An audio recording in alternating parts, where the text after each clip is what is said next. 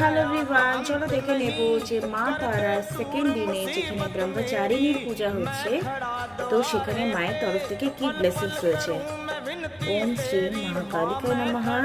এখানে এসছে king of swords. তোমার লাইফে যে ফ্রাস্ট্রেশন মুভমেন্ট ছিল না, তো সেগুলো কিন্তু রিলিজ হওয়ার সময় চলে এসছে। অনেক মন খারাপ করে নিয়েছো, আর কোনো মন খারাপ তোমাকে এই মুহূর্তে হয়তো আর করে উঠতে পারবে না, কিন্তু তোমাকে নিজেকে জাগাতে হবে। হ্যাপিনেস মুভমেন্ট, যে ওকে ফাইন, এই মানুষটা যদি ছেড়ে চলে গেছে, ওকে ফাইন, কোনো ব্যাপার না, আমি আমার লাইফকে নিয়ে ভালো থাকবো। যেটুকু সময় তার সঙ্গে ভালো কাটিয়েছি, সেটা নিয়ে কিন্তু জীবনটা আগামী সময় আরও কিছু ভালো হবে, এটা কাটাতে হবে। কেরিয়ারে যদি কোনো প্রবলেমেটিক সিচুয়েশন ছিল, সেটা পজিটিভলি তোমরা হ্যান্ডেল করবে, খুব ভালো আউটকাম আসতে চলেছে। থ্রি অফ পেন্টিকল, যেখানে কাজ করো সেখানে যদি এনভায়রনমেন্ট নেগেটিভ ছিল, তো সেখানে কিন্তু পজিটিভ আউটকাম অবশ্যই আসতে চলেছে। Thank you so much.